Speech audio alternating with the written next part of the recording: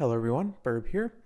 Quick video today because this is going to be recorded for the vacation, but it's been requested a lot that I go over the race simulator. It's an incredible tool, one tool in your arsenal that can help improve your Uma Musume gameplay. It's one that I use for my guides and for my personal runs to see what is good and what is bad. Now, I'm going to do this in a semi-structured manner, so it's not completely unstructured, but I do have a few slides, and it's basically just going to be 5 separate categories of things that you can do with the race simulator. So to go over just the basics of what the simulator is, this is Kachi Dev.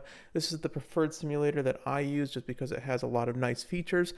You can see here you basically have your stats, you have your track, you have the track as a representation of the visual. Every track in this game can be kind of broken down into a flat diagram in which there's a lot of information on the screen. They have every single sector.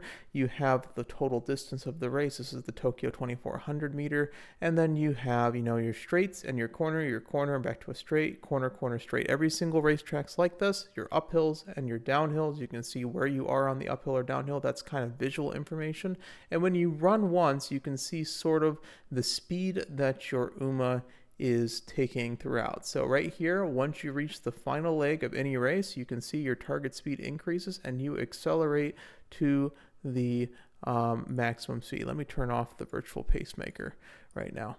Sorry about that. Spoiler alert. So yes, this is the simulator. There's a lot of functions that I would like to go through, and I will probably revisit this, to be honest. But I just wanted to at least give an overview so that you guys can go. If you don't know how to use this thing, it's very useful. It's also going to be in the description. The first thing I want to do, and that you can do with this very easily, is empirical stamina calculation. So I'm going to be doing this for Tourist Cup, Derby. That's the Tokyo 2400 meter firm. When you're doing empirical stamina calculation, you got to make sure you got your ground type correct mainly. That's the thing that matters the most. And the weather's a little bit, but not too much. So these are the correct things because this is the full preset for Tourist Cup. And then what I would do is pick your style that you like, put in, and you can do this at the end of your run. Let's say you had a run with like 1160 speed with distance S. You had like 479 guts. You had, you got 975 power, and you got lucky on wit for 1125.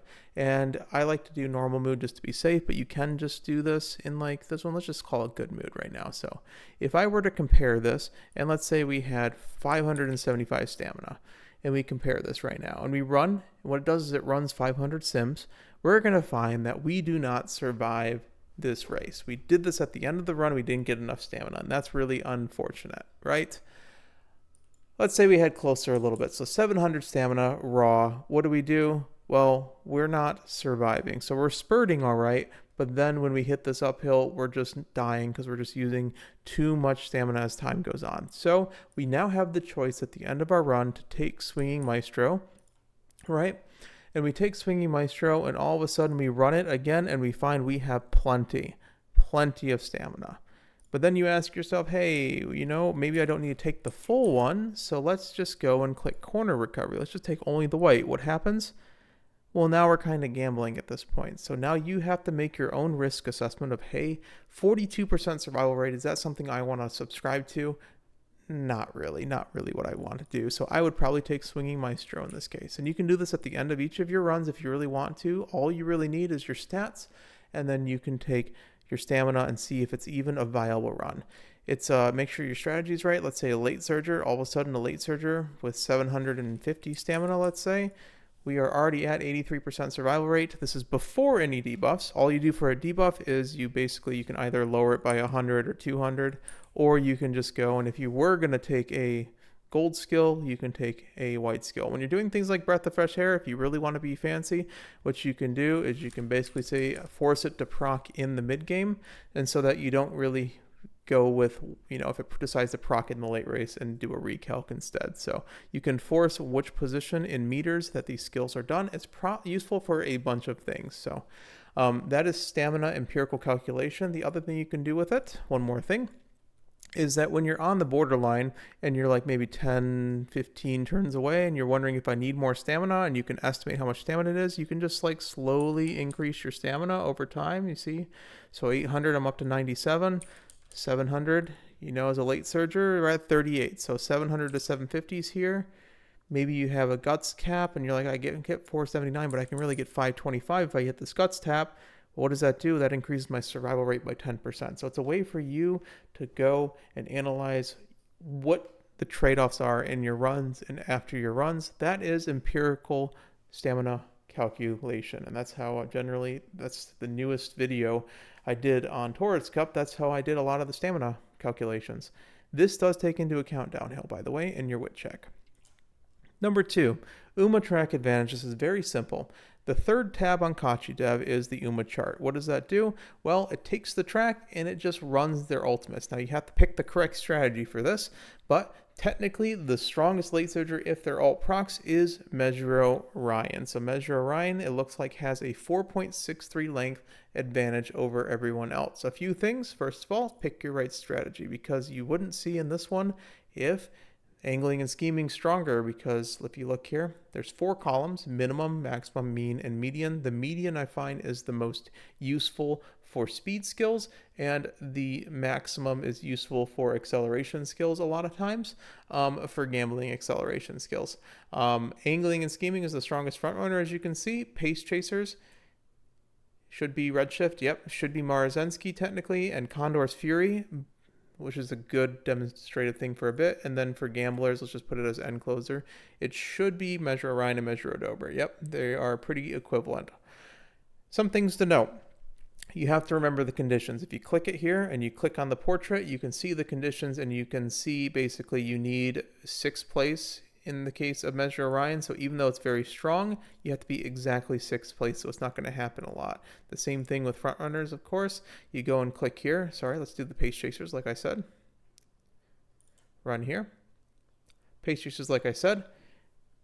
Notice how Condor's Fury is up there with a minimum of 0 and a maximum of 3.29. Well, if you click on Condor's Fury and you click on the conditions, you can see that the order has to be greater than or equal to 4. And when you're in a pace chaser position, you really don't want to necessarily be in 4th place. It's fine if you're lobby gambling, but really this is more of a late surger skill than a pace chaser skill. So it does not discriminate between positions a lot of times. So you can see what it is. You can also see the frequency of the ultimate. We'll go over that in the next section. This is a good tool to figure out which UMAs you want to run if you are trying to figure out which UMAs are really good. And you can see always, one more thing. Yep, you can always see that like Tripulse is always a good skill right here. The last thing to notice, sometimes at the bottom here, some of these ones require different skills to trigger. So, for example, Christmas Auguri, we have to put 777S in here. We have to, I know people hate when I say that, but put 2 recovery skills as well. So corner recovery, it doesn't really matter right now which ones we are choosing. Corner recovery, breath of fresh air, but make sure that we are forcing it to proc in the mid game. So we're forcing breath of fresh air to proc in the mid game. This one should be, but we're going to force it to proc in the mid game as well. And then if we run it again, we can see that there should be Christmas Auguri at the top of pretty much every single list. So this is how you check to see, hey, what is Christmas Auguri's advantage? You have to put the recoveries in with the proper trigger, which is 777s on the Tokyo, which is the Derby. So, she has a 3.44 length advantage, and then Redshift has a 3.17. So yeah, I think I said it was like 2.8, but it looks like they updated it to be a little stronger on Pace Chaser. So that's my bad in the previous video. It's still, like you see, you proc Marzensky ult and it's pretty similar. So this is the UMA track advantage that you can do. So that's your UMA chart. The third thing is just finding good skills. This is probably the most useful thing. You click over to skill chart, you close everything out, and you run and you wait. And then all of a sudden, for Pace Chaser, you have officially found every single skill in the game. And this is where minimum, maximum, mean, median's good. If you want the most reliable skills, if you end up proccing and meeting their condition, you can see that the most reliable skills for Pace Chasers that give the most lengths most consistently are Redshift if you proc it, and Condor's Fury if you proc it. All the median is it takes the lowest out and the highest out, which means that this works more than 50% of the time. Some things that you can note, I'm going to turn it to light mode, so squint your eyes a little bit, sorry, because the graphs just look better in light mode. Condor's Fury, you can see, is a pure gambling skill. When you're reading these graphs, when you're clicking on them, you can see essentially what timing it is. So it procs all the separate timings. You can see what it's simming the frequency of. So the bottom one's the frequency. So it's saying that you are likely to proc it very early. Now, that's not necessarily true, but is overtake should happen early. But it's a very finicky skill. So I would say that this is a little bit dishonest in that 21% of your time is just going to be perfect proc. So you have to still use your own knowledge of how skills work, and you'll learn that over time. So this is overtake condition. It requires you to be able to pass somebody in the next 15 seconds, which really means stuff. Redshift, of course, means 5th place, and you can see here, Redshift's different. It's not a gamble. It is one timing all the time. It's technically the first time you're in the 1st through 5th position, but on Pace Chaser, you should have the knowledge in the back of your head that you should be in 5th position, right? So that is what that's where your personal knowledge can assist it. Now, let's take a skill like Killer Tunes. Killer Tunes is in the front. This is a velocity skill, and you can see on the graph here, its maximum is 2.2, but its median is 0.96, which both is very good. 0.96 is incredibly good. Most times you're going to see it procs as a 1.0, right? So it procs as a 1.0. And then you see that here, this is the speed carryover. You're going to see this graph a lot. So you can see when it goes really close to here, basically its duration gets very, very, very good. So if I force it, I believe right here, it should, if I rerun it, it should proc it. Does it show it? It may not because I did not click the force button. Anyways. Okay, it looks like it's filling it up and it didn't do it. All right, never mind. So, also, when you're doing skills, you should always ignore the stamina by just making it so high. Yep, so it's not doing it. So, ignore this. There's no zero, just never had a simulation that hit it. So, use your own knowledge to say, hey, this is phase random 1. It can proc at any time, so this should be a straight line technically. So this is probably close to a straight line, and if it decides to proc late, I get some speed carryover. The last thing, I think left-handed, yeah, all the left-handed stuff procs at the beginning. You can see the proc rate of every single one. So like Operation Cacao, you can see it kind of clusters up at the very start. That happens quite a bit. Umastan's one of those that's really, really not the greatestly coded because it doesn't realize it procs early almost 90% of the time on these types of maps. So what you can do is you can click on it and then join it. Come on, click. I guess I just Umastan. You can click on Umastan and then you can force it just to proc at the 5-second mark, which should be around 83 meters. So you can force it at 83 meters. And then you can just have it run once. That would be the other one. So let's refresh, sorry. You can just have it one once and you can see that, hey, you have like a 2.36 lead advantage when it procs early. So there's things that you can do to modify with that. The other useful thing is so that's finding good skills. I hope that was useful. That's probably the most important, is visually represent your Excel skills and look at acceleration combos in particular and the effect of having multiple accelerations. So let's look at the skill chart here. Right here, let's say we are a late surger and we click on your left, right? Right, so we're gonna zoom back in a little bit and we're gonna say, so let's run once, right? And we're gonna say, we're gonna force it right here at the spurt, which is at 1600 meters. So perfect proc Excel, 600 meters, 1600 meters. We're going to run it, and you can see on the graph here the displacement underneath the curve, or the area under the curve rather, sorry, not displacement, is essentially your velocity increase over everyone. So perfect proc on your left is incredible, but you can see how quickly it falls off when you run off, and you can see it doesn't really do that much when it procs late. The useful thing with this is on the current CM when I'm recording this, Nakayama 2000 meter, you can do this right now. And you can do something like Dober Alt, right? So imagine you hit Dober Ryan, right? Which would be LPSI. Let's pump some iron. And we do moving past and beyond. And we run once so that we can post it, and it should proc both times. It is perfect procking. Once we put these into our character, we can go back to the skill chart and we can run, and we should be able to see, come on.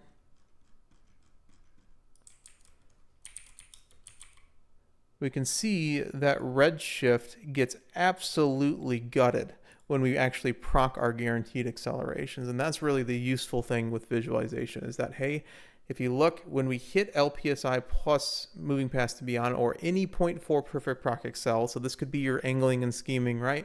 This could be your straightaway spurt on certain maps, stuff like that. Any 0.4 excel is going to absolutely destroy Redshift. Now, if I were to remove one and I run it again, and I look at skills, so now it's assuming that I'm hitting moving past and beyond. You can see Redshift still has a 0.38 advantage. So it's a skill that gives you something, but look at this. Like, we look at just basic elated, which is a white skill. White skill gives us on median 0.78. So Professor of Curvature is a 0.75.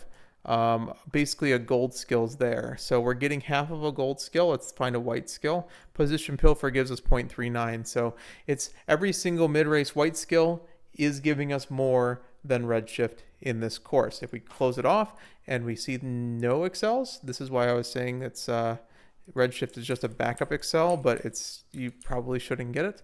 Now you can see you're getting advantage with it. And this is where this second graph here goes. You can see that this procs too late. This procs about halfway into the line, and it does give you a little bit, but not much. And when I end up adding all three of these skills, Dober alt, which is passed, sorry again, this is all live. Moving past and beyond, we're talking about Ryan alt, which would be Let's Pump. And then we're adding Redshift in at its timing. And then I have it run once in the Compare tab. And I'm going to zoom in for you just a little bit. You can see, like, by the time that we are at Redshift timing, we're almost at full speed. And that's why it's not that good, in my personal opinion. So you see how that works. That is how you visually represent Excel skills and combos, and you can do this with any skills. If you just add a skill to your thing, like let's say you're assuming that you're going to hit your acceleration, your true acceleration, because Nakayama 2400, Tokyo 2400, the acceleration that you're probably going to hit is Redshift if you're going to win, because it's 5th or better. It is 5th or better, right? Order rate 5 or better. You can already see you get pretty decent Excel. This is the inherited version as well, by the way. It's a 0.2, you can see. And then when you're running skill charts, you can then see what's useful than that. Okay, that's number 4. Last one is going to be UMA comparison. The UMA comparison tool is invaluable. You can go and just change one parameter at a time. You can load up entire UMAs in this. The part I'm not going to talk about this time is you can just load up your UMAs. You can place your roster URL. There is a tool for that I don't know is completely kosher in the game, but I think it's fine because all it's doing is scribing your backend file. So there's a whole thing on the UMA roster viewer to export all your UMAs that you have. And then when you paste your URL right here, it'll load up your UMAs in a file. I did not mention this. I forgot about this. In the section where I was talking about stamina and stuff, if you go to the compare side and you go to the settings cog, you can go and add your spot struggle for your front runners, your dueling for everybody, and this changes the stamina requirements. So rush, Kakari, dueling, and you can just, and your wit checks for skills, or you can turn them off. So apologies for that. That's the settings tab. But what you can do here, there's multiple things you can do. You can say, hey, this one has Redshift. This one has Redshift right here, 1200, 1200, 1200, make it easy, 600 guts. This one has Redshift, and this one I'll reset. I think it resets both when I do this. And this one just has 1200, 1200, 1200. And then, you don't care about stamina. You don't want to you want to not stam out. And then you can see, hey, both of them late surger. And you can compare them and say, hey, well, Redshift, because this is the first UMA, has a 1.52 median if I just have it and nothing else. I forgot the mood right there. But this is like empirically tested here. But the more useful thing that you can do is say, hey, this is I have distance A and I don't have distance S. What am I losing? And you can see 1.56 lengths, 1.63 lengths on a late surger. You can also go and look here and say, hey, this is me as a front runner fighting a front runner as a late surger with all 1200 stats. And we can see here that we have a 6.48 length disadvantage. That's why our skills need to make up the difference, because this is basically PDM. This is all mathematically calculated. This is not empirically calculated. I'm trying to think of what else. You can also go and you can literally just put in augury cap. This is the last thing I'll talk about. You can put in Empirical augury cap. You can put in 777s. You can put in, where is it? I don't know. You put in Bofa and you put in Burning Spirit, and then you just force them at the times that requires you to be before 777. And then you compare and you realize you have like a 0.478, 0.479 disadvantage to a pace chaser. That's a front runner. To a pace chaser right there. Yep, that should be right there. Yep. Medium 0.6L. Something is not procking right. 777. Oh, never mind. That's why. There we go. I forced the wrong skill. So it should be a little more than 145. I have no idea what's going on. Red, it does have a large advantage over it. What am I missing? It's just pace chaser versus late surger with pure power differential. I think that's it. But basically you can just start putting your skills in and say, hey, if I get fast and furious proc, how does that change it?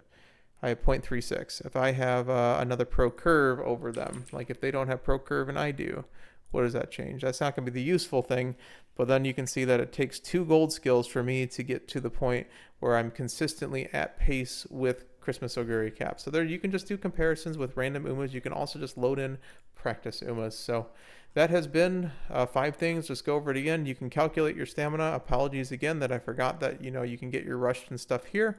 You got your UMA track advantage to pick good UMAs. You got your good skills, finding them, and then you can go and represent them and make sure that you are picking right skills when you have your guaranteed proc excel. That's probably the most important point, is that if you have an excel you're really trying for, just put it in the UMA itself. Like, we know you're probably getting Dober alt, so like just put moving past. You're probably getting Dober alt as a late surger.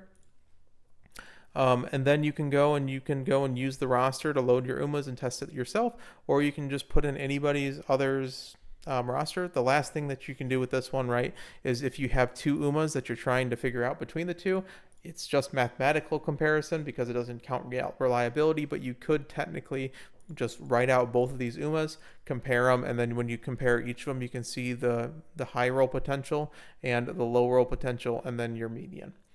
So this has been 5 things you can do with the race simulator. I hope this has helped. This ended up being 23 minutes, a little longer than I expected. And it's been, like I said, it's a little bit unscripted, so I apologize. But I'm on vacation, and I'm trying to just go and give you guys something to tide you over until I am back. So I wanted it to be on good audio, so I appreciate it while you guys are waiting for me. I'm probably enjoying the sunshine right now, so take care. Burb out.